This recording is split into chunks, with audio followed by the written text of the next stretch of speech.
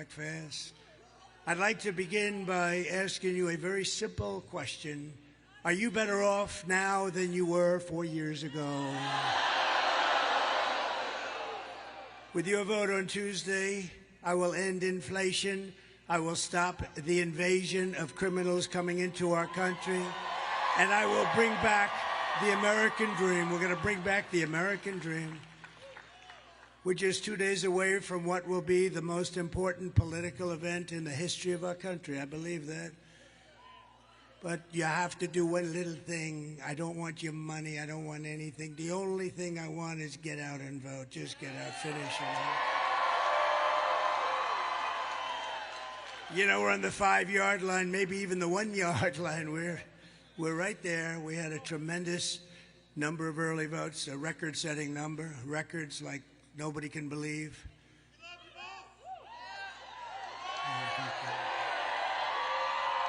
Thank you. But all I can say is on Tuesday, just go out and vote, and we're going to close this thing out, and it's going to be party time. It's going to be party time.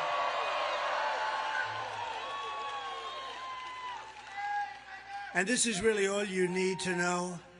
Kamala broke it, and I'll fix it, and we'll do it very quickly.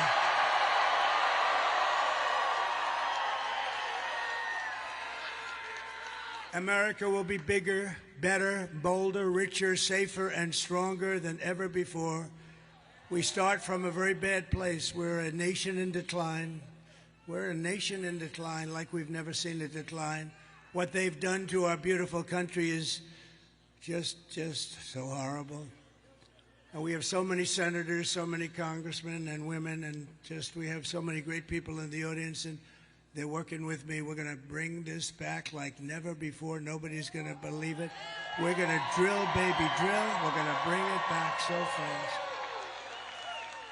This election is a choice between whether we will have 4 more years of gross incompetence and failure, or whether we will begin the 4 greatest years in the history of our country.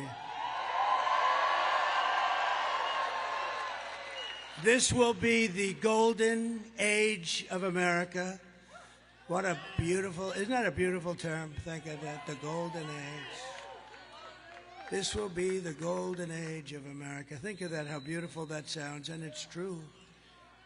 Remember, we have more liquid gold under our feet than Saudi Arabia, than Russia, than anybody.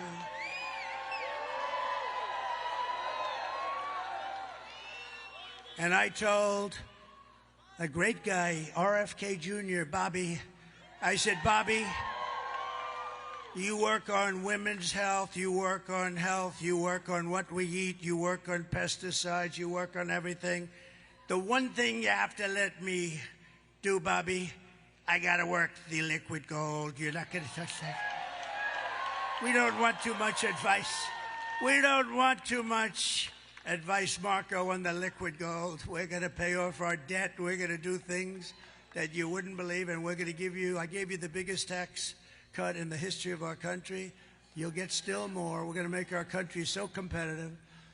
On Tuesday, you have to stand up and tell Kamala or Harris. You know, when I say Harris, nobody knows who the hell I'm talking about. I said, Harris was out tonight. Who's Harris, sir? Nobody knows who she is. But on Tuesday, you have to stand up and tell Harris that you've had enough. You can't take it anymore. You're the worst vice president in the history of our country. It's the worst administration in the history of our country. Kamala, you're fired. Get out. Get out. You're fired.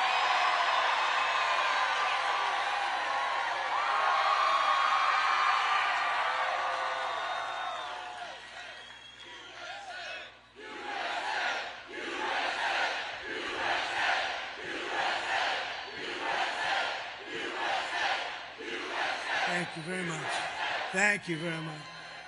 This is a big place. This place is packed, and you have more people outside. I always ask this. Would anybody like to give up their ticket to somebody outside? No? Would anybody like to hand over their gun to Kamala? Is there anybody, one person in this giant, tens of thousands of people, one person would like to hand out their gun? You'd be famous for the rest of your life? That's what she wants. She wants to confiscate your guns, you know that. With your vote, we are going to win Georgia. We are going to defeat Kamala, and we are going to make America great again. Over the past 4 years, Kamala has orchestrated the most egregious betrayal that any leader in American history has ever inflicted upon its people. What she has done is not acceptable. It's so bad. She has violated her oath, eradicated our sovereign border, and unleashed an army of gangs and criminal migrants. I mean, we have migrants pouring in here by the tens of thousands that are criminals from jails, from mental institutions, terrorists. They come from mental institutions, and they come from insane asylums, and they come from all around the world, from Venezuela to the Congo. Lots of people coming from the jails of the Congo, stealing countless American lives, and they do nothing about it. These are open borders. They come in totally unchecked and unvetted. Just days ago, right here in your state, an incredible 25-year-old mom, beautiful mom, named Mimi Rodriguez Ramirez, was kidnapped from a Walmart parking lot that was safe. She was horribly abused and murdered, violently murdered. A week later, her body was dumped on a road, was found by the police in condition that they said they've never seen anything like that before. The animal who murdered Mimi was an illegal alien who came to Georgia to maim and kill people. It made no difference who they were. Mimi leaves behind a 9-year-old daughter and her absolutely wonderful mother, Carmen. Yesterday, my friend, a very wonderful man and a very patriotic and philanthropic man, he had the fortune to make a lot of money, and he gives a lot of his money away. He's just very amazing. In fact, he made contributions to Georgia with your hurricane problems, and he made tremendous contributions to North Carolina, Alabama. Think of all these states, Tennessee, South Carolina, Florida. What a horrible thing that was. But my friend's name is Steve Witkoff, and he reached out to Carmen when he heard about it. And I'd like to ask Steve, he doesn't know I'm going to do this, and he may not want to speak in front of 40,000 people because I don't know if he's ever done it before.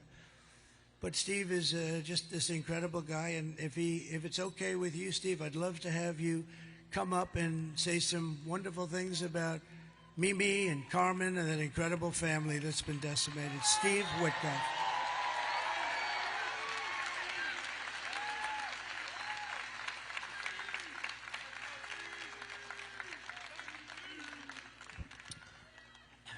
Hello, everyone. The President is a lifelong friend of mine, and he is one of the best men I have ever known. I speak about him often, and I like to tell people about his humanity, his sensitivity, his empathy. I am a member of a very bad club. It's the club of parents who have buried their children. When my son Andrew died, there was one person who supported me unconditionally. That was President Trump and his wife, Melania.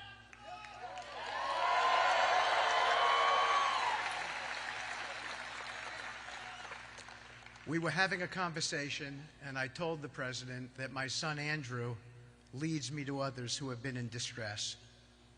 Several days ago, that happened again. As a member of this audience, Josh McCoon, who you heard earlier, who's a great guy, told me about a Georgia woman, Mimi, who had been murdered. I told the President the circumstances and he was shaken. He asked me what we could do about it and told me to reach out to the family and do whatever we could. I flew to their home tonight to pick them up and bring them here, and they are here tonight.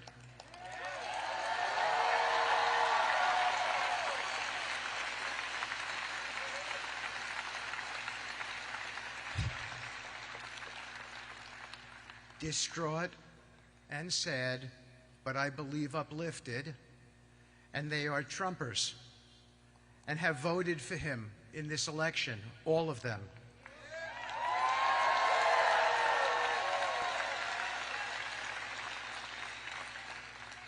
Because they remain hopeful, as they told me earlier, that even after this terrible tragedy, this president, when he becomes president on Tuesday, can bring us out from the abyss.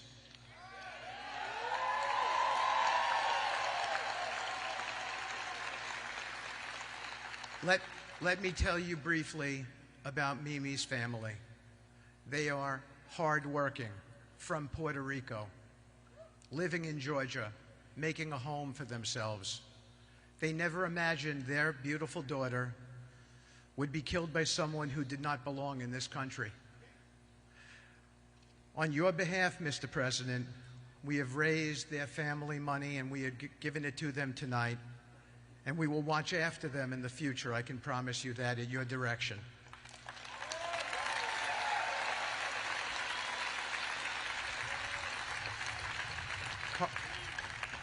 Carmen, please come up to meet the next President of the United States.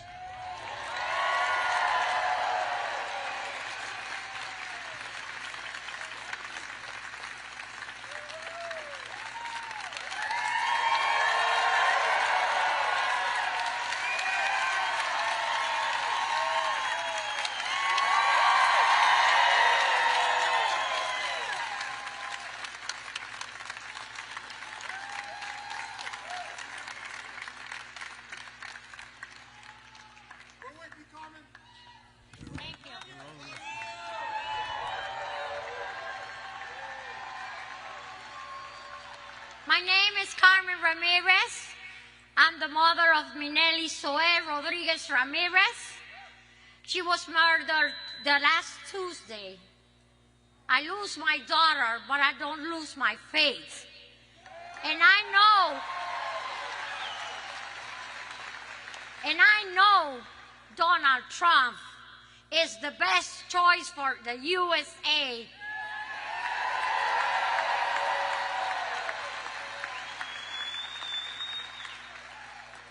And not the best choice. He's the only one we need to save our country.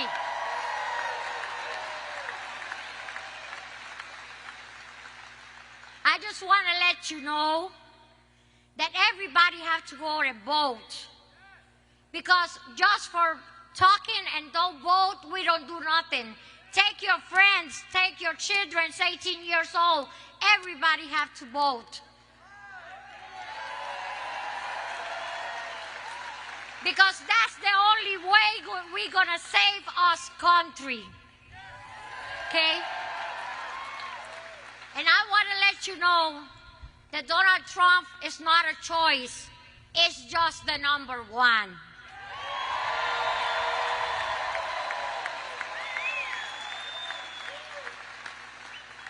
And Jesus let me come over here today to let you know that I have a 25-year daughter with a lot of life, and somebody stopped her life. And we have to stop with this and keep going with Donald Trump.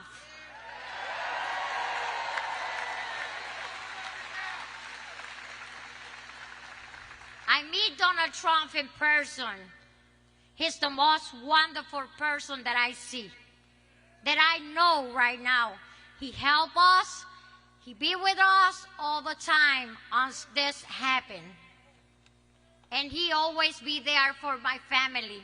That's why we always got to be for him all the time. Thank you for everything. Thank you, and don't forget to go and vote. God bless America. Please, make American great again.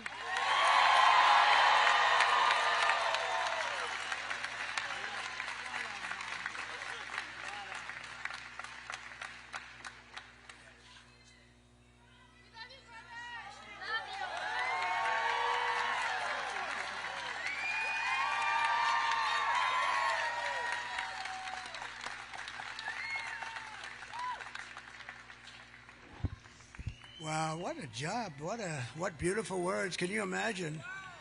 I don't think it's her first language, and she spoke better than any person whose language is that particular language. That was incredible. Wow.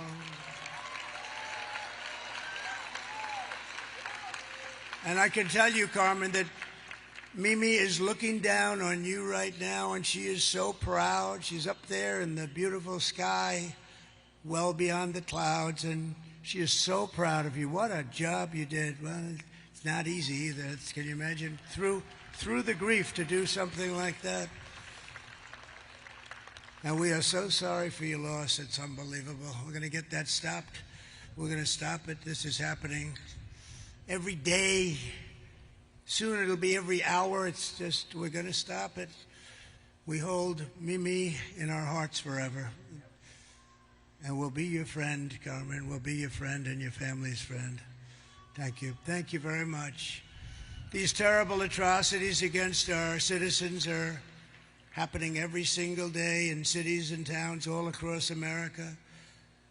I want you to hear directly from another mom, great mom also, wonderful woman who I met just a week ago. Border Patrol gave me this incredible endorsement. They said he's the greatest president in the history of our country. I said, does that include Lincoln, Washington? And yes, sir. But then I told the story, but then one of the guys got up, and he's 37 years old. He said, he's the greatest president in my lifetime. I didn't like that. He was 37 years. I like the other one much better. The greatest ever.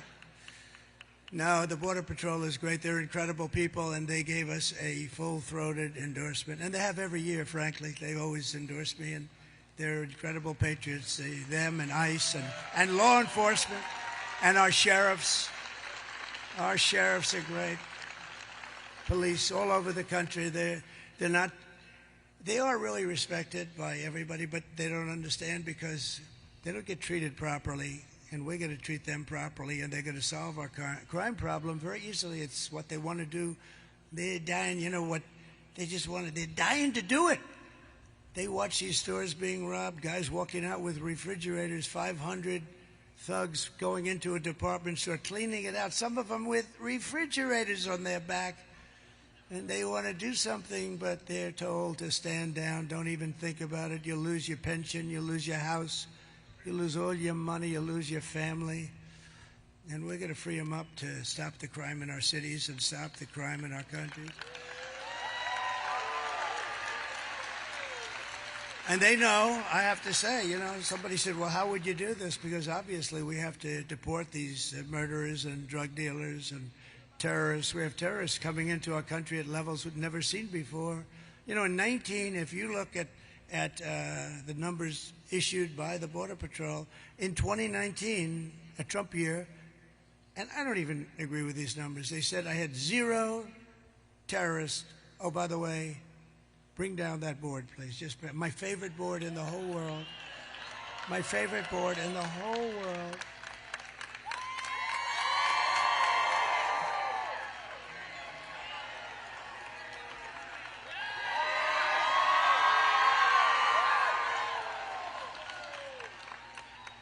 I assume it's up there. Is it up there, Mike? Yeah. So I love that chart. I love that graph. I sleep with it every night. I hold it tight. But it saved me, because if I didn't make that sharp turn to the right to look at it, I would not be with you tonight. So if you look at the arrow on the bottom, that was my last day in office.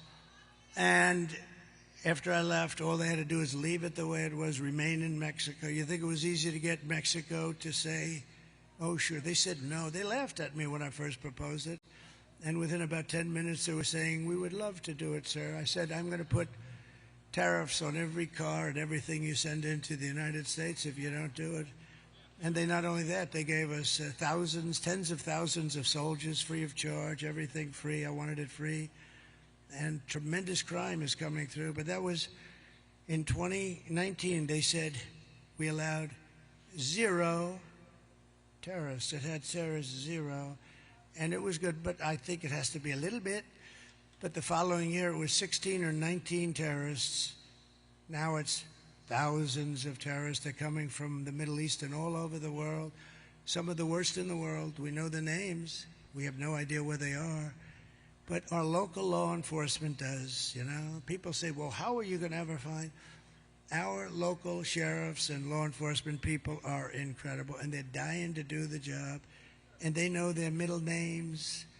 They know their addresses, where they come from. They know everything, and they're going to help us. And we're going to have the largest deportation of criminals in history. But I want you to hear directly from another incredible mother whose world has been shattered just recently also because Kamala let savage, illegal alien murders into our country through the open border. She has an open border, unvetted, unchecked, an open border. Please. Sunday night, I asked her to not stay up super late because of her coming to work with me in the morning first to do her summer school. She said, okay. I told her good night and I love you. I went to bed, not realizing that that was going to be the last time I saw her. We're best friends. Yeah. We're going to shake it again. I woke up to notice she wasn't in her bed. I'm in my heart trying not to lose my mind because I don't know where she is. I finally remembered her phone had a location on, and her phone was pinging just 2 minutes down the road, right behind the skate park. I start driving to the direction the phone was being pinged at, and I see a couple cop cars with lights on. I see yellow tape. And immediately my heart drops and sinks to the bottom of my stomach. My daughter's hands and ankles were both bound. She was strangled to death, left with no pants. And I know in my heart, she fought incredibly hard. She was not going down without a fight. We begin with 2 men we're learning are charged with capital murder tonight, accused of killing a 12-year-old girl. Police say these men strangled her before dumping her into that creek. Both men were in the country illegally. Apprehended, then released by Border Patrol less than 3 weeks before Jocelyn's death. The men accused of killing Jocelyn Nungare are affiliated with the gang known for brutal violence. Kamala Harris was in charge of immigration in our borders. If we had better border policies and not open borders and not these catch and release policies, I truly believe this all could have been prevented. Under her being vice president of this country, my daughter's life was ripped away from her. She had her entire life ahead of her. Happy birthday, dear Jocelyn. My daughter is 6 feet in the ground based off of policies that she allowed to keep. Kamala Harris did have one job, and she not only failed, not me, she failed my daughter. She failed Jocelyn. You know, she was only 12. President Trump reached out, gave me his sincerest condolences as not a former president, but just as a father, someone who cares. I believe Donald Trump needs to be back in office. I can at least know that my next child will be safe in this country.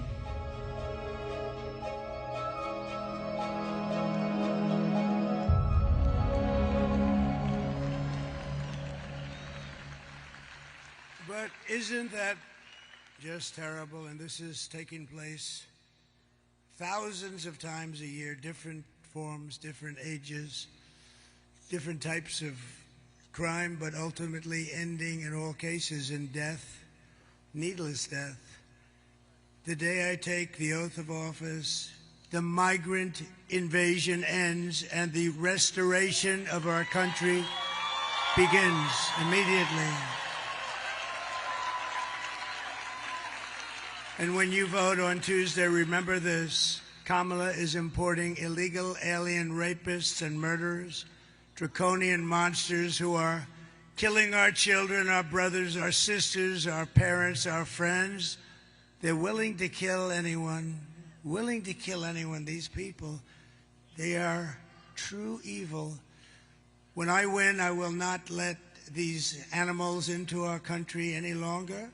I will not let them spill one more drop of precious American blood. And I just want to thank you, Carmen.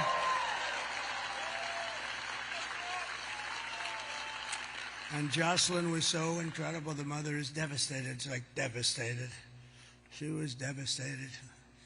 You can never really be the same, can you? Just people say, oh, time.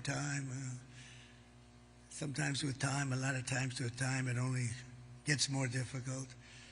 The United States is now an occupied country. Think of that.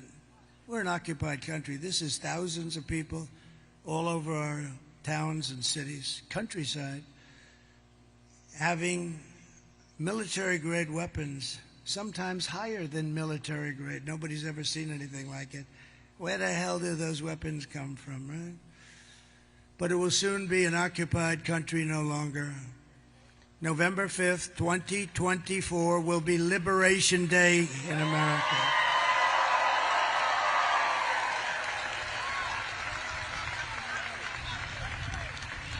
I will rescue every city and town that has been invaded and conquered. Can you imagine? I'm saying our towns have been invaded and conquered, and that's what they are. Take a look at Aurora in Colorado. It's been invaded and conquered. And we have a radical left governor of Colorado who doesn't know what to do. I know what to do. And we will put the vicious and bloodthirsty criminals in jail. But first, we're going to see if it works out. We're going to kick them the hell out of our country because we don't want to take care of them. And to expedite removals of Tren de Aragua and other savage gangs like MS-13, equally violent. They like using knives to cut people up because knives are much more painful than a bullet. They did it in Long Island. You remember 2 young girls walking to school in the morning, beautiful 16-year-old girls, and they were grabbed by MS-13 and they were sliced into pieces and killed. And all I can say, it's really good that we have great law enforcement out there and that we were able to call ICE, because ICE took care of business. They took care of business. And Kamala wants to defund ICE. Think of that. She wants to. She said, they're not nice people. They better not be nice people. They're nice people. They're going to have a lot of problems with living, but they are tough as hell, but they love our country equally as much. They love our country so much they just want to be able to do their job. So ICE and Border Patrol and all of you, sheriffs and law enforcement officers, and yes, firemen and sanitation men and you are on the A-list, all of you. I will invoke the Alien Enemies Act of 1798. Can you imagine? That's when they ran it a little tougher. They weren't so politically correct in 1798. To target and dismantle every migrant criminal network operating on American soil. And if they come back into our country, it's an automatic 10 years in jail with no possibility of parole.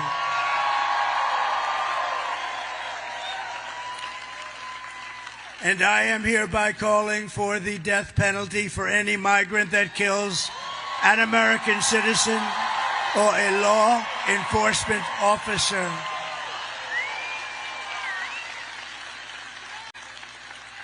And I will immediately ban all sanctuary cities in the United States of America immediately. And as we secure our borders, we will also rescue our horrendous, you saw the numbers on Thursday, horrendous economy. Yes, it's that bad. I always said that if it's going to happen, let it happen on their terms. The numbers were the worst that I've ever seen. 4 years of Kamala and Sleepy Joe have delivered nothing but economic hell for American workers. Her inflation disasters made life unaffordable and cost families over $30,000 a year in higher prices. That's inflation. That's what it's done. You know, inflation in a lot of quarters is called a country buster. It's a country buster. It busted Germany many, many years ago. Germany was busted with rampant inflation. It's a country breaker, country buster like almost nothing else. And yet, it's #1 rated on the polls. Inflation and the economy and what you just saw with beautiful, beautiful Jocelyn, Mimi, and Carmen. What you just saw is #2. No, I don't think so. I think #1 is stopping these people from destroying our country and stopping them right now. We'll handle inflation. We'll handle inflation. You know how we're going to handle it. We're going to drill. We're going to get energy costs so low. We're going to get you. We have more than any other country. More oil and gas. I call it liquid gold. That's what it is. That's why I say, Bobby, please enjoy yourself. Just leave the liquid gold to me, please. We're going to pay off debt. We're going to reduce your taxes still further. They got the biggest tax cut ever, biggest regulation cuts ever. We had a great administration, and I will say that I got you into no wars with countries that you've never heard of, and yet I defeated ISIS. I rebuilt our military, and I defeated ISIS in about 4 years less than these stupid generals like Milley and Kelly and Mattis. Sir, it'll take approximately 5 years to defeat ISIS. How about we did it in about 4 weeks? With the real generals. Just this week, we had the worst jobs report in modern history. So the reason I put it second on the list is I wanted you to meet these incredible mothers and these unbelievable families that are just decimated because it's #1. It will always be #1 to me because I'm good at this stuff. I'll handle inflation. You'll be making so much money all of a sudden. It'll just be beautiful. Because if we get your energy costs and your interest rates and a couple of things down, it'll be even better than it was. You know, we had the greatest, strongest economy in the history of our country. We're going to do it again, but even better. And now I know Washington. Now I know, because I went to Washington very few times in my life. I didn't know anybody. Think of that. I became president of the United States, and I didn't know anybody in Washington. That's a problem. So I had to rely on rhinos and some others, and some very good people, too. And we had a lot of great people. Look, our trade deals have been unbelievable. Nobody can believe it even. And so many other things. Our right to try, one of the greatest things, right to try. We got so much done. All the regulation cuts. We approved more regulation cuts than any president in history times 5. That's why you had the great job. That's why you had the great job numbers. And it's really why we were the envy of the world. We were going at levels that nobody's ever seen. We got hit by the China virus, and we took care of it. We did a great job. You know, we turned it over with the stock market higher than it was previous to the virus coming in. I mean, it was sort of an amazing thing. Nobody had ever heard about this. Nobody knew anything about it. All we knew that all over the world, lots of people were dying, and we did a great job. Never got credit for that. Got credit for the great economy. got credit for knocking out ISIS and having no wars. I'm the only president in 82 years I had no wars. Remember crooked Hillary Clinton? She said, look at him, he'll create wars. Look at him, look at his attitude. Look at him, he's going to create wars. I said, no, my attitude is going to keep us out of wars. And that's what happened because they respected us. They respected us. But just this week, we had the worst jobs report in modern history, with only 12,000 anemic jobs created, and much of that was government jobs. We had nothing. You know, usually we hear 200,000 jobs were created, 250, 300, 350, 190, 100, 12,000. And they thought they could hold this report till after the election. And somebody released it, a whistleblower or somebody released it. But they released something far more sinister, because if you go back a few weeks, you remember they created 818,000 fake jobs. They didn't exist, and they put them down as though they did. So that instead of having today's problem, which is 12,000, which is like terrible, it looked okay. Not great, but it looked okay. So they created 818,000 fake jobs, and it was revealed 2 weeks ago, and the fake news media hardly picked it up. What a shame. That's a lot of fake news. Look at that. That's a lot. Wow. That's a lot of fake news, Mr. Chairman. That's a lot, huh? I can't believe it. You know, they hate me, but ratings predominate. For the networks, ratings predominate over hate.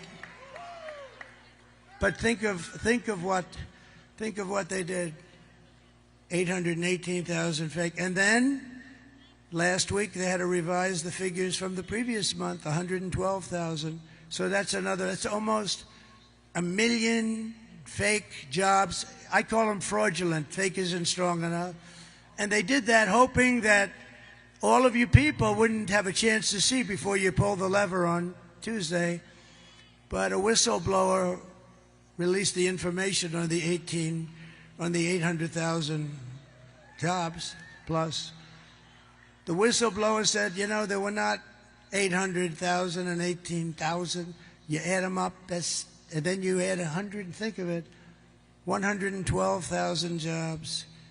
So you're close to 1 million jobs. And the whistleblower, some whistleblower, I never loved the idea of whistleblowing, but in this case I liked it very much.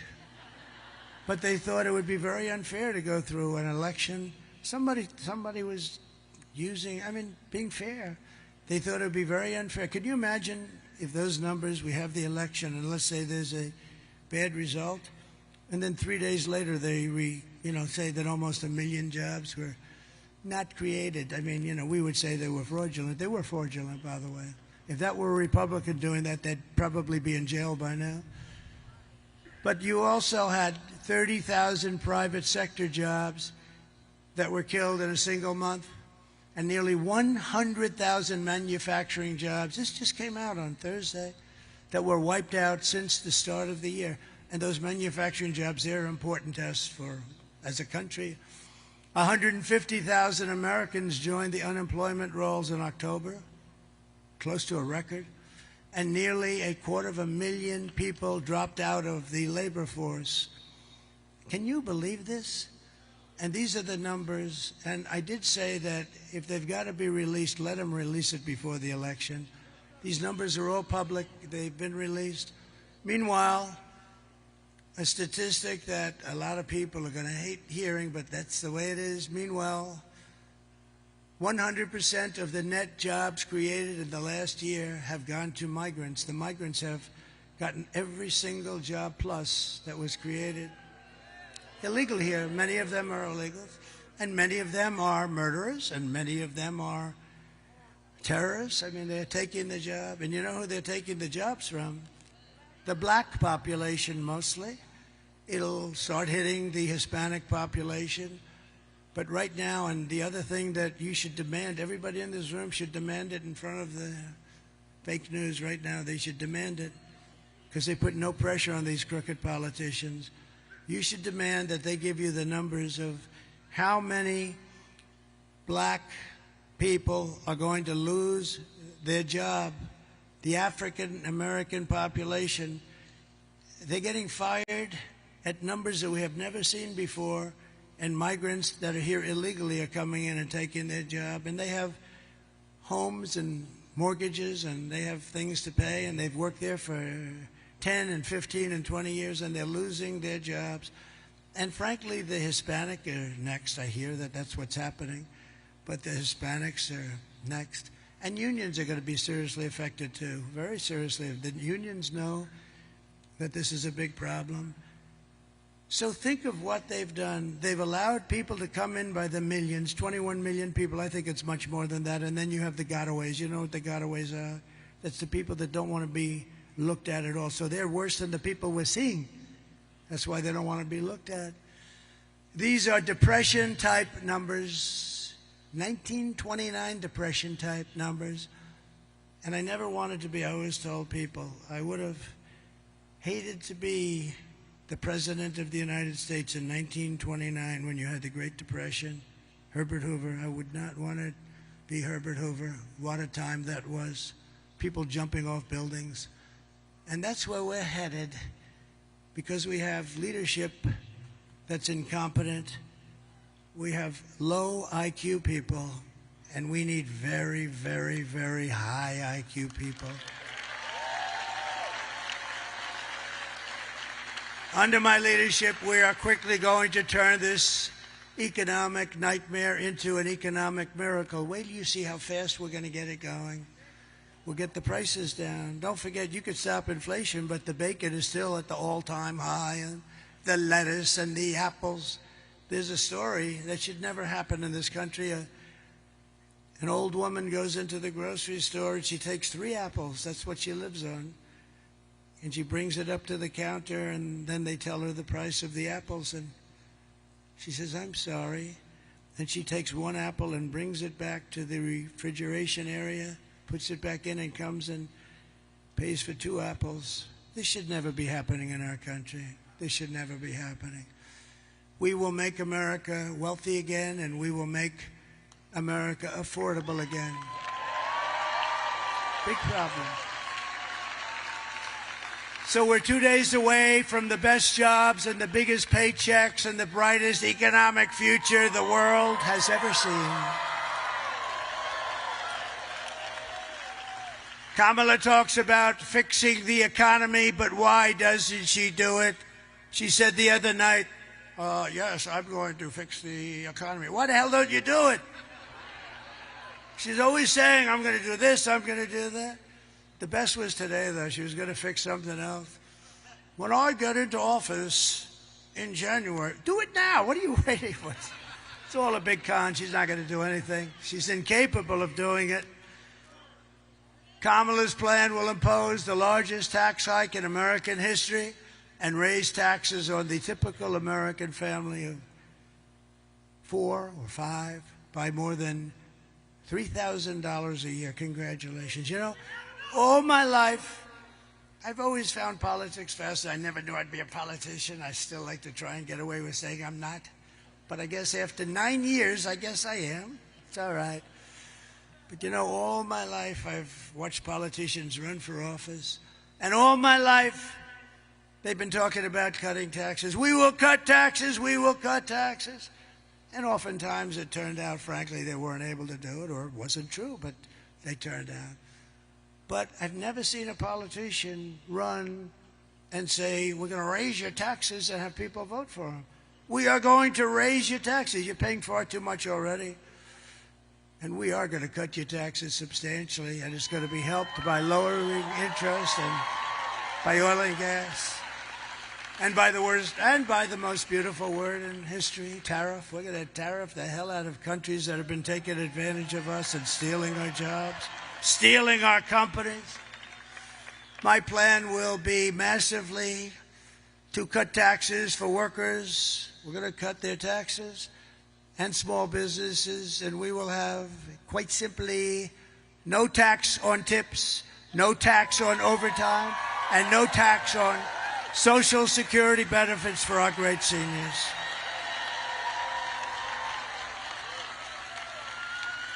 And to rapidly reduce inflation, I will end Kamala's war on American energy, and we will drill, baby drill, frack, frack, frack. We're going to go to town.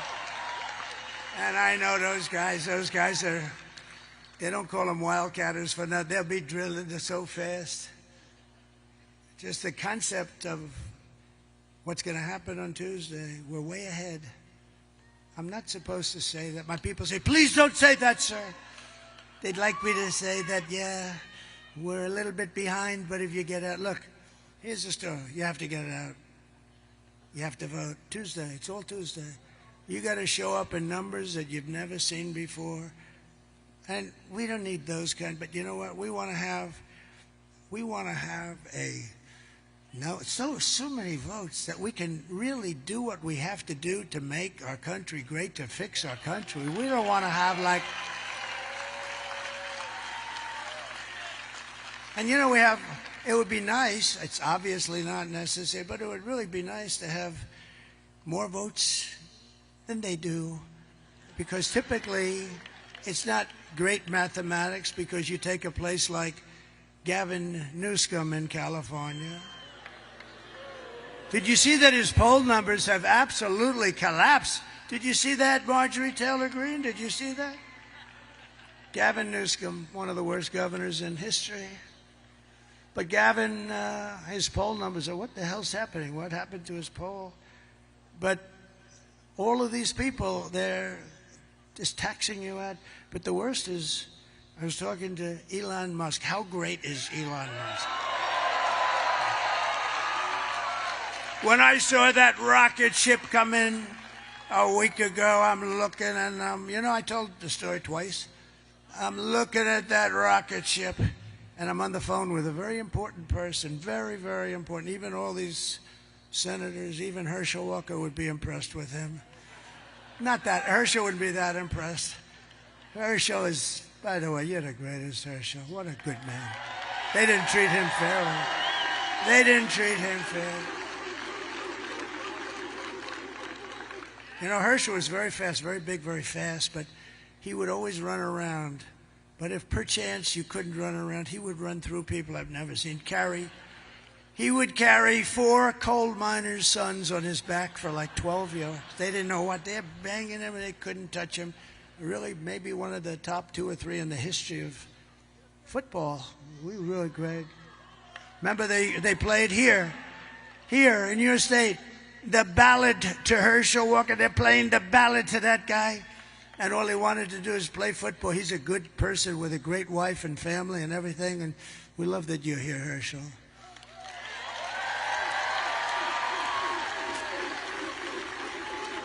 And as good as that Georgia team is, if Herschel was playing on it, they'd be very happy. Then we could guarantee it, but he's a special guy. He's a good guy. Really a great guy, smart guy, too. So they would take all of the things that we're doing, and they put them into a hopper, and what they do is destroy our country, and we're not going to let it. We're going to bring it back. We're going to create millions and millions of jobs. We're going to get those countries and to leave our companies alone. We're not going to do it. And if you're going to play games, and if you're going to steal from us, our companies, and give us unemployment and busted companies, we're not going to let it happen. And if it does happen, we're going to tariff you the hell out of business. We're not going to let it happen. It's not going to happen. And just one quick story. In Mexico, they're building the largest auto plant in the world. A friend of mine told me that he's a builder of auto plants. That's all he does. That's all he's good at. Frankly, he tells me if you said to build an apartment, he would be no good, but he can build a massive plant. He's the best. And he was telling me about a year ago that China's going to build a massive auto plant in Mexico, and they're going to sell the cars into the United States. And I think he said that the capacity would be literally, this would be bigger than what they have in Michigan, the state. This is a monster, but it'll put all our auto workers out of business, everyone out of business. And I didn't like that when I heard that. And I was up in Detroit at the Detroit Economic Club. By the way, isn't it nice that you have a president that doesn't have to use a teleprompter? I haven't looked at that damn teleprompter. Isn't it nice? Isn't that nice? But I said to him, John, let me ask you, I want to see a plant. I just want to see, why do you want it? I just want it because, I think I'm going to do well if I run again. So I want to see it. This was a year ago. He said, well, thank you, darling. He said, well, you'll have to come to Mexico because we're not doing the big ones here. We're doing plants, but not the big ones. I said, no, they should be doing the big ones here. He said, well, it's not happening anyway. So I said, I'm not going to Mexico. I don't want to go to Mexico, even though they did what I asked them to do. They always did. They did. They were fine. But Mexico's a real threat because of what's going on. A real threat, economic threat. And China's going into Mexico because this way they don't have to float it across the seas. It's not going to happen. So I said to him, what's happening with that plant? I was making a speech a week ago, and I see the guy sitting right there with the guy with the blue shirt. See that nice-looking guy right there? Right about there. Yeah, you can stand up if you want. You look like a nice... Go ahead, stand up. Right there. Yeah, stand up. Right there. So I'm looking at the audience, and again, I'm in Detroit, and this has to do with cars. Very pertinent because cars are big manufacturing stuff, and you see all the jobs that they're losing now. I want to bring all of the car business back here. So he's sitting, I say, oh, that's John. That's the guy that told me about the plant. So I finish my speech, and I send out for John. He comes backstage. I say, John, how's that plant coming on, that big monster plant that China's building? Sir, they've decided they're not going to build it because they think you're going to be elected president. And if you're elected president, you're going to put tariffs on all these cars of 100%. And they're not going to be able to sell one car into the United States. And I said to the state of Michigan, you're so lucky. No wonder I'm leading Michigan by a lot. No, but there's a big thing. I mean, I said you're going to be paying tariffs like you wouldn't believe, and it's not going to be economic, and and they think I'm going to win. And they say if he wins, it's going to be impossible. Because I took in hundreds of billions of dollars from China. No other president took in 10 cents. Barack Hussein Obama took in nothing. He just talks. He talks all the time. Talk. And a terrible thing happened 2 days ago. I've always treated his beautiful wife, Michelle, I've always treated her with great respect. But she hit me hard over the last. What was that, front row Joes? Look at the front row Joes. They've been to like 300 rallies.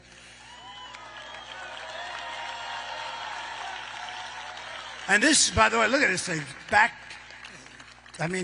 25,000 people standing outside. Look at it, to the back window. You know it's full when you have the back window and people are hanging out the window. Be careful, too. But this isn't a rally. You know what this is? This is a request to tell everybody just to go, please, just go and vote on Tuesday.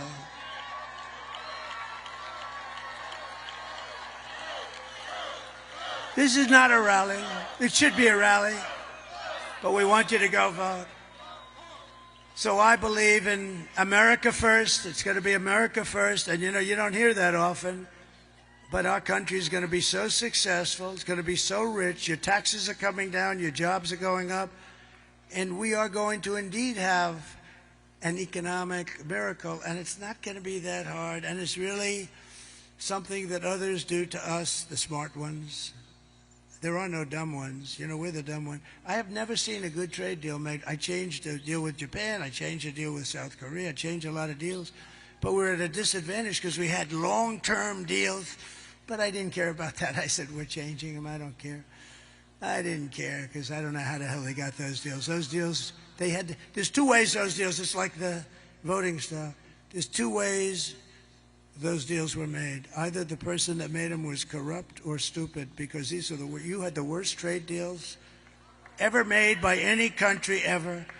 Anyway, we started changing that all around, and we were doing unbelievable. We had the greatest economy in the history of the world. We were leapfrogging and lapping China. China was going crazy with me. Please don't put any more tariffs on. I saved the steel industry. If I didn't put, they were dumping steel. You remember that. If I didn't do that, you would have no steel. And by the way, I don't want U.S. Steel, the greatest company in the world 70 years ago, to be sold to Japan. I just don't want that to happen. Everything Kamala says is a lie. She has no vision, no ideas, and she has absolutely no solutions. But take a look at this for a second, because this is just terrible. Take a look. Good evening, everyone. Tonight, I will speak about Donald Trump. Donald Trump. Donald Trump. Donald Trump. Donald Trump. Donald Trump. Donald Trump. Donald Trump. Donald Trump. Donald Trump. Donald Trump. Donald Trump. Donald Trump. Donald Trump. Donald Trump. Donald Trump. Donald Trump. Trump. I can't stand it. I can't stand it, Marco. So, no, this was the other night. She made a speech. Every sentence was about me. Our great First Lady said, "Darling, are you okay?" They asked her about the economy. Donald Trump. No, they've been there for 4 years, the whole thing. What they did to this country is record-setting, and especially at the border, because that inflation's going to come roaring down. You know, as soon as we open up the gas spigot, the oil and gas, you know, we had $1.84. You know, I used to say $1.87. I was corrected by the government manuals. So I said, I'll take it 3 cents. But we had $1.84 gasoline. Do you like that? How does that sound? Today you're at $3.75, but if anything happened with the election, you'd be at $7, $8, $9 a gallon. Kamala's campaign is running on nothing but hate and demonization, calling half of America garbage. You saw Joe. Do you think they were happy with Joe the other night?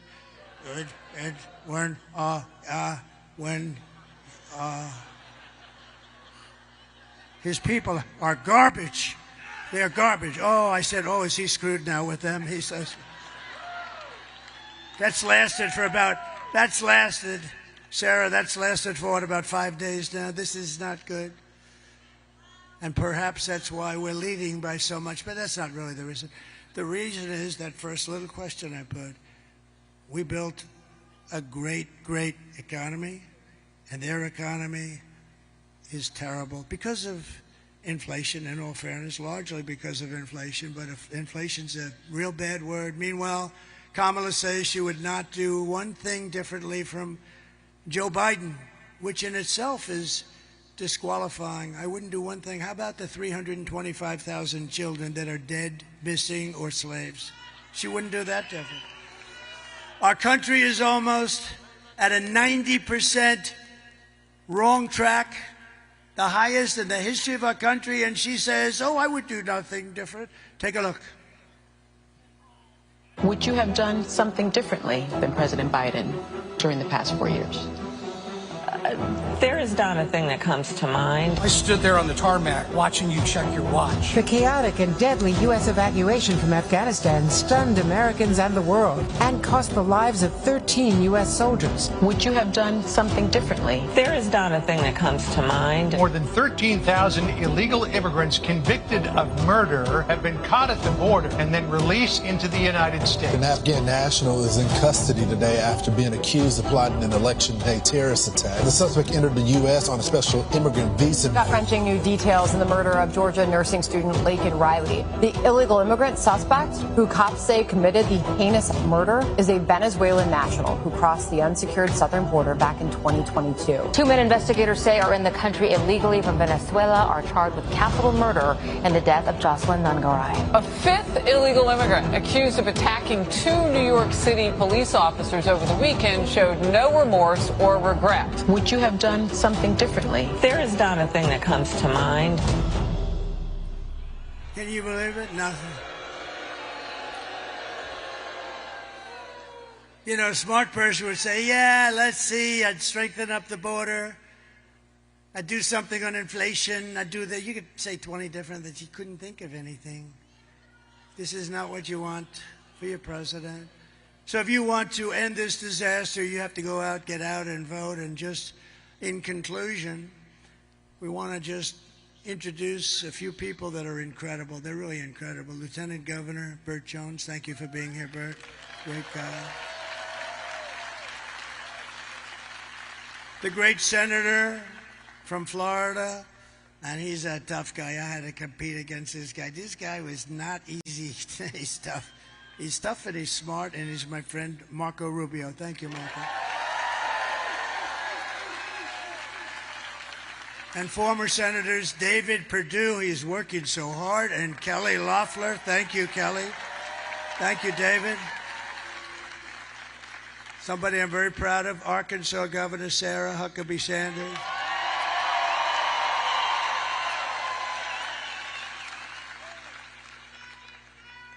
Representatives, warriors, by the way, Andrew Clyde, Austin Scott, Mike Collins, Marjorie Taylor Greene.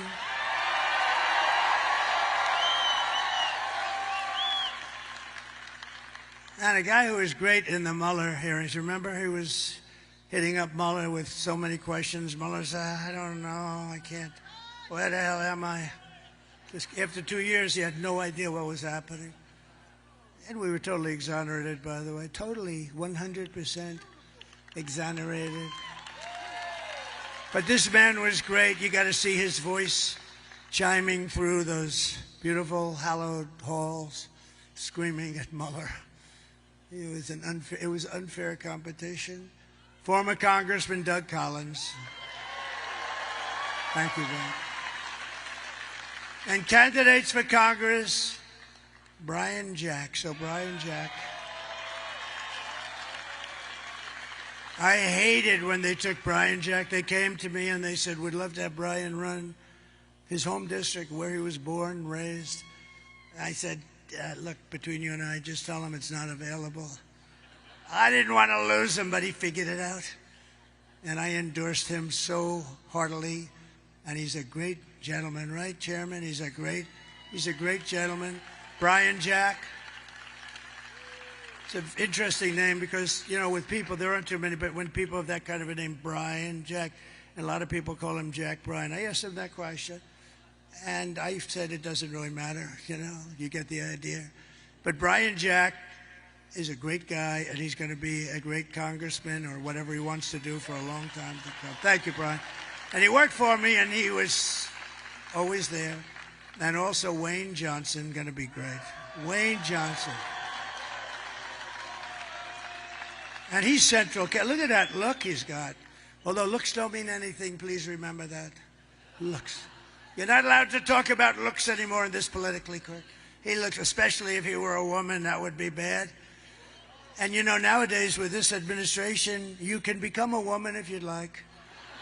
I don't think you should. I have a feeling that he's going to take a pass. Do you believe what's happening with that whole situation? But I hear you're doing great, and you're going to be very successful, and you do indeed have the look, whether I'm supposed to say it or not, who cares? Thank you very much. Agriculture Commissioner, and he's a good one, Tyler Harper. Thank you, Tyler. He's a good one. And your incredible GOP chair, Josh McCoon, who is great. I don't want to talk about him too much, though, because, you know, if some crazy thing happens on Tuesday, I can't say, because then I'd say he didn't do a good job.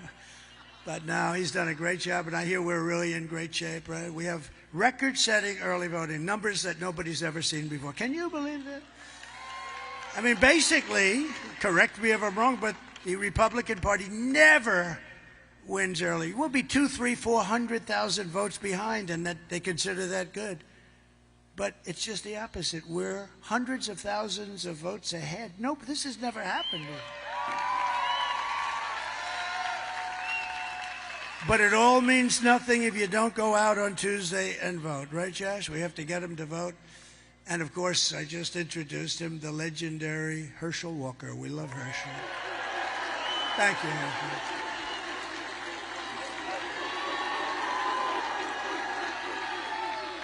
You look good, Herschel. I also want to send our prayers to everyone here in Georgia who is still recovering from Hurricane Helene. And I want to also thank your governor. He's been very gracious. He's working very hard on making sure that we win this vote on Tuesday. So I want to thank very much Brian. That's very good. That's really nice. Thank you very much. Everybody's working as a unit because winning this vote, and by the way, winning this state, we win this state and it's over. It's over. So get out there and do it. Kamala's hurricane response was a disgrace and actually a betrayal.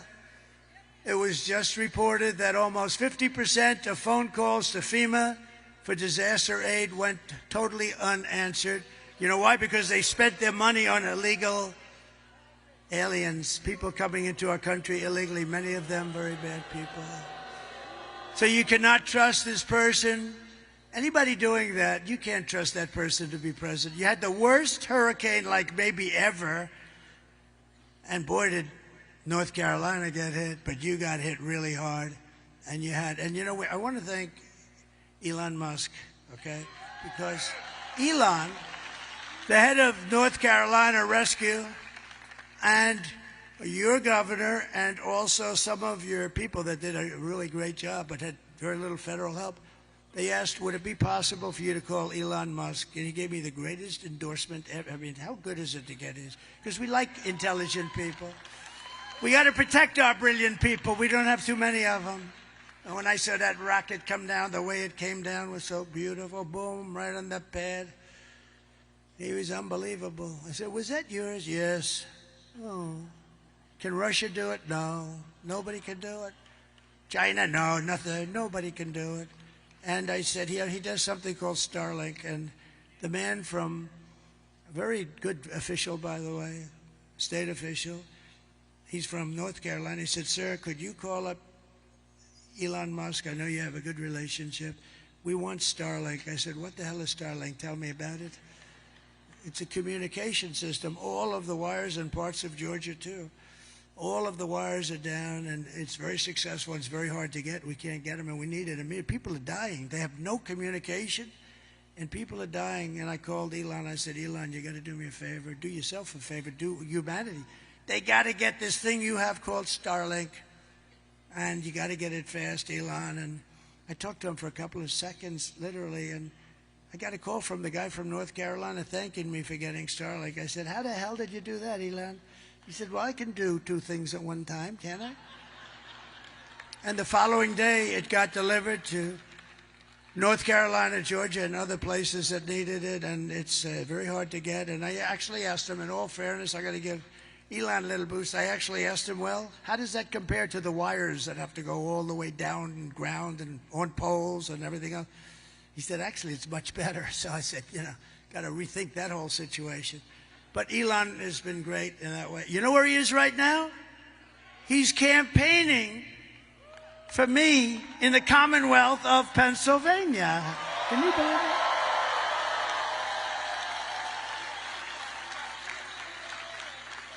That rocket went up, and I mean, the thing was down for probably 30 minutes, and he announced he's going to, because he thinks this election is the most important thing maybe to ever. He doesn't think we're going to have a country left if a guy named Trump doesn't win this election. And he's a very smart guy. But how good is that? Think of it. He is campaigning for all of us. He's not campaigning for me. Thank you very much, sir. That's fine. It's all right. That's very good. I like that. I like that. I like that. I like that. How can I get angry at this guy, right?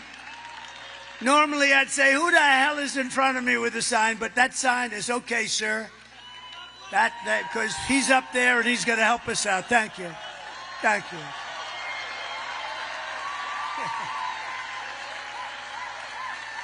Thank you very much. That's all right. Thank you very much. That's good. That's good. Isn't that nice, actually?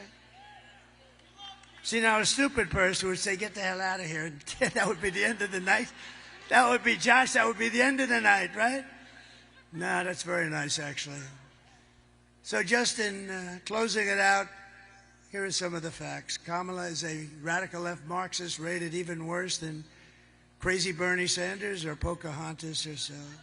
She destroyed our economy. She was an original creator of defund the police. Think of that. And anyone who wants to defund our great police for even a day or a week is not worthy of being president of the United States, because that's their thinking, that's their ideology. Kamala vowed to abolish ICE. Can you believe it? Let's go, ICE, get out of here. We'll take care of these tough killers. She wouldn't do it. Tell you who wouldn't have the guts to do it. Liz Cheney wouldn't have the guts to do it. Liz Cheney, ooh. She's a big talker. We're going to put thousands of soldiers and they'll die. They'll all die. And I'll be sitting home with my dad, who ruined, think of all the people that are dead right now. And then they wonder why Kamala's doing so badly with the Arab Muslim population in Michigan. You see that? They're doing bad. Who the hell, if you're a Muslim Arab, you're from that part of the world, who the hell's going to vote for her? Her father unleashed a spree of death on all of their countries, and then she doesn't understand. See, I would say that Kamala's pick of Liz Cheney, Marjorie, is not the best. And they're wondering why they have virtually no votes from that particular community. I thought about it. It took me about a second. I said, wow, that's not a very good person to be campaigning with, I don't think. They went from 100% approval to about 4% now. And you know who's got the approval? Me, because I want to see peace all over the place. We had no wars. She pledged to confiscate your guns and endorse a total ban on handgun ownership. She ruined San Francisco, probably the greatest city in our country 20 years ago. She destroyed it. And she's not going to be allowed to destroy our country. She even called for free sex changes for illegal aliens in detention at taxpayers' expense.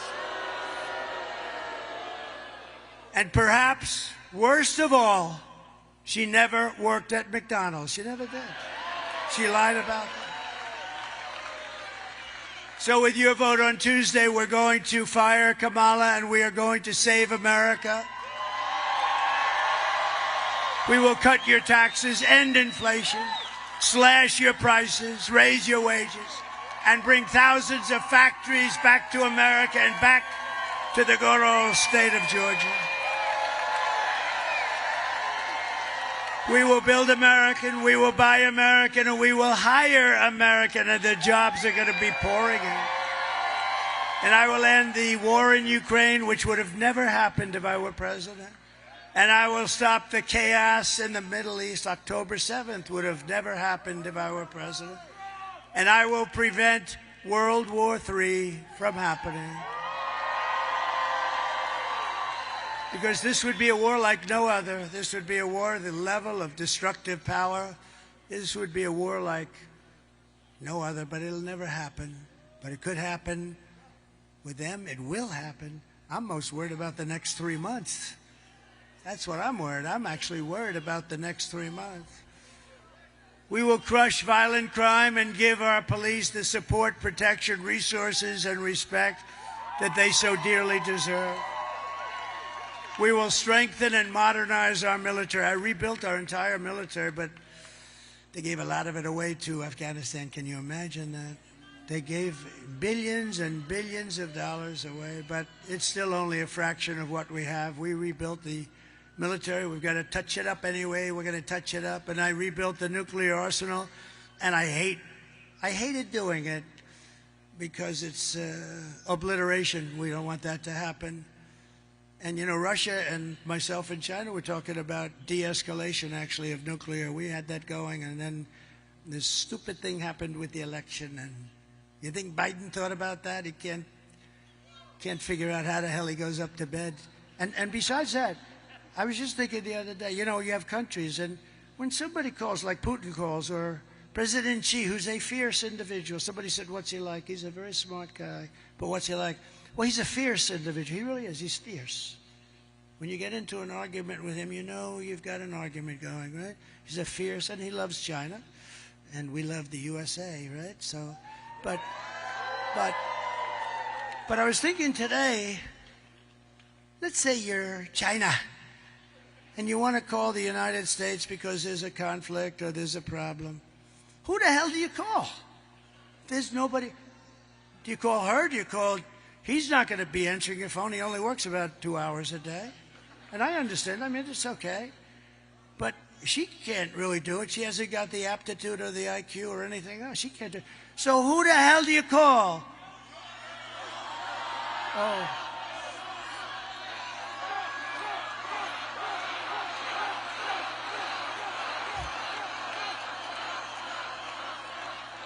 Well, I don't know if they have a choice. There's nobody you can call. You ever have that? You're calling a company, like a nice company, and there's all flux and trouble. You don't know who to touch. Here's on a much larger scale, to put it mildly, the largest scale in the world. You call the United States because we have a problem with something. You have no idea who the hell you're talking to. We will build a missile defense shield, all made in the USA, wrapped around our country to defend ourselves and our country. It's all going to be made in the United States, and a lot of it in your great state. We'll put Herschel Walker in charge of that little sucker, okay? And we're going to do that. It's so important. You know, it's our technology. I know a lot of people say it's our technology, and we're going to use that technology at an even higher level. You know, when you see Israel with 187 rockets blasted, and almost all of them are knocked down, well, we got to have that kind of capability too. And we're the one can do it better than anybody. You know, Ronald Reagan wanted to do it, but we really didn't have the technology. He was great, but we didn't have the technology then. It would have been a terrible thing, because we would have had it, it would have never worked. But now we have technology where it can knock a pin out of the sky. It can knock a little pin this big out of the sky. It's incredible.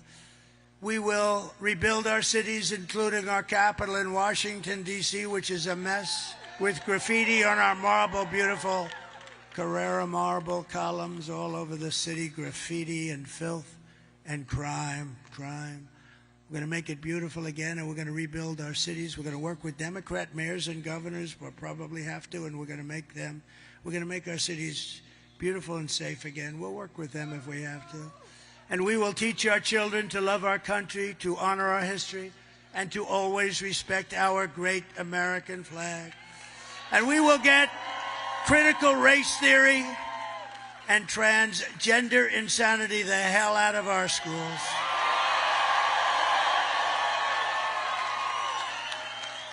And we will keep men out of women's sports. That's like a no-brainer. Brett Favre endorsed me yesterday. That was beautiful. While we were in Wisconsin, Green Bay, Wisconsin, he said, I've never endorsed anybody in my life. It was never appropriate for me to do so. You're the one person I'm going to endorse. And I said, that's an honor. And he shook my hand. It's the largest hand I have ever seen.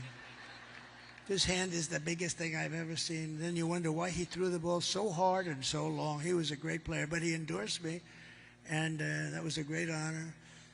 I will defend religious liberty. I will restore free speech, and I will defend the right to keep and bear arms, our Second Amendment. After years of building up foreign nations, defending foreign borders, and protecting foreign lands, we are going to just do this. We're going to do this so at a level that we have never done it before, because we're putting America first, and we're going to help others. We're not going to be, gee, we're never leaving our shores. We'll help others, but first we have to build our country back up. We have a sick, sick country. I say, we're a nation in decline. We're not going to be a nation in decline for very long, I can tell you that. But we're going to defend our borders and protect our citizens. We're going to do that. And we will stop illegal immigration once and for all. We're going to stop those criminals from coming in. We're being invaded, and we're going to stop it. And we will not be invaded, and we will not be occupied.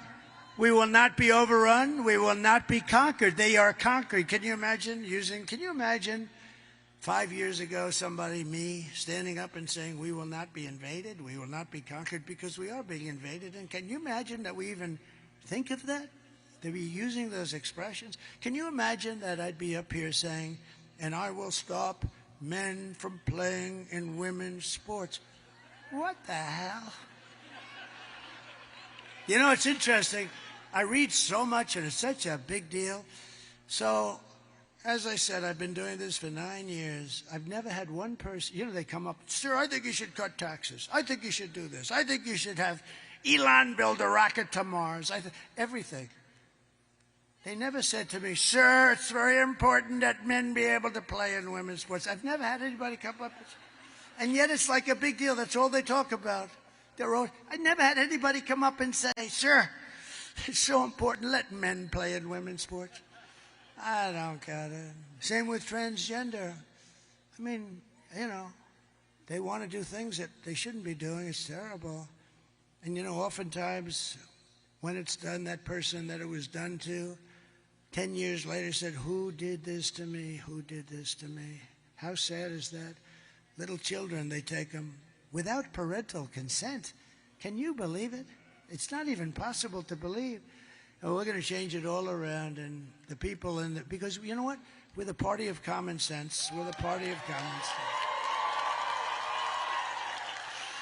We will be a free and proud nation once again.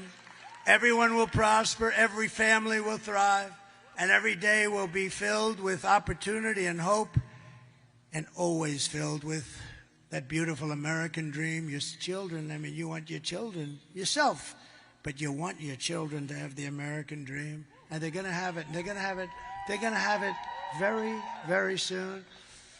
But for that to happen, we must defeat Kamala Harris and stop her radical left agenda with a landslide that is too big to rig. So on Tuesday, see, it's very simple. For 2 weeks I've been saying, call this number, that number, early voting, late voting. We should have one-day voting with paper ballots, voter ID, and proof of citizenship. Yes, I'm a United States citizen. And you know what? The voting would be concluded at 9 o'clock. The winner would be announced, and the loser would be announced at 9:30. You would save hundreds of millions of dollars. Do you know that paper ballots, actually the paper is highly sophisticated. It's called watermark. It's like got fingerprints on it. Very sophisticated. But you know that it costs 8% of the machines. And I'm upset because the machines, they say, when are we going to have they don't know. They don't know. Is it going to be Tuesday? It should be Tuesday night. We should demand it has to be accurate. Number one, has to be Tuesday night. But eventually, and we're going to work on that. That's a part of our platform. We're going to go to France. Did it? They had 39 million people vote. They voted. They had a winner. They had a loser. They went to mail-in ballots, and it didn't work. It was tremendous, rampant cheating. As you know, there would be. Jimmy Carter said there would be when he was asked to chair a commission. But we're going to bring so many things back to our country, and they're common sense things like that. You need to get out and vote. We're going to do things that are going to make you so proud. And we just don't want to take a chance. We're leading by a lot. We're leading by numbers that nobody's ever seen before. Some people said, I really don't believe these polls. This is going to be a landslide because, we did a great job for 4 years. Right to try, another thing we did. Right to try. If somebody's terminally ill, they get a chance to try instead of going to Europe or Asia. They're terminally ill and they have to leave our country. We have the greatest doctors in the world, greatest scientists, greatest labs. And I got it done. It was 42 years in the making. They couldn't get it done. I said to the person wanting it, you have to sign a no liability. You're not going to sue the country. They're not going to sue the doctor, the lab. You're not going to sue anybody. And we've saved thousands and thousands of lives with Right to Try. It's been amazing. And the people that fought it hardest, which were the doctors and the various insurance companies, they love it because when you save people that are terminally ill, that have no chance of living, and now they're saved, and not only are they saved, they're disease-free. What a great thing that is. And thousands of people have been saved. For the past 9 years, we have been fighting against the most sinister, corrupt forces on earth. With your vote in this election, you can show them once and for all that this nation does not belong to them. This nation belongs to you. Belongs to you. It was hard-working patriots like you who built this country. And 2 days from now, It is hardworking patriots like you who are going to save our country. 2 days, 2 days. What a beautiful sound. What a beautiful sound. 2 days. Oh, please, please, please help this country, please. After all we have been through together, we stand on the verge of the 4 greatest years in American history. You watch. It's going to be so good. It's going to be so much fun. It'll be nasty a little bit at times, and maybe at the beginning in particular, but it's going to be something that we're going to go to heights that this country never has reached, and nobody ever even thought it could. You're going to see things that you're not going to believe. With your help, from now until Election Day, we will restore America's promise, and we will take back the nation that we love. We love this nation. That's why I'm doing this. I didn't have to be here tonight. I could have been on a beautiful beach somewhere. The sun pouring down on me, the waves, saltwater waves hitting me in the face. I love those properties, but you know what? I love this much more. It's not even a contest.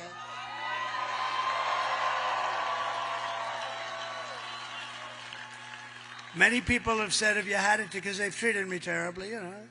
Look, they treated Andrew Jackson, President Andrew, a great general and a good president. They treated him the worst up until me.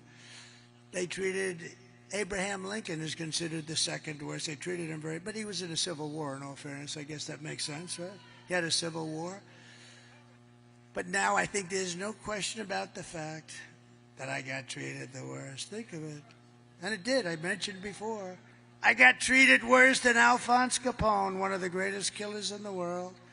Scarface. And my father's looking down. Probably he's looking down, but my mother is definitely looking down.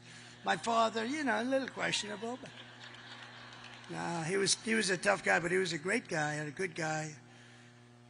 But we're one people, one family, and one glorious nation under God, under God.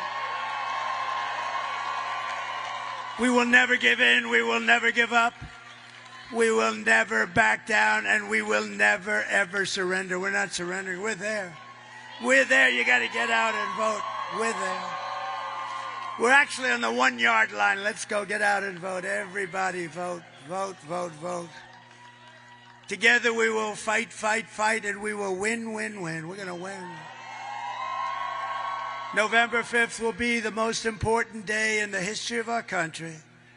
And together we will make America powerful again. We will make America wealthy again. We will make America healthy again. We will make America strong again. We will make America proud again. We will make America safe again. And we will make America great again. Thank you, Georgia. Thank you very much. God bless you all.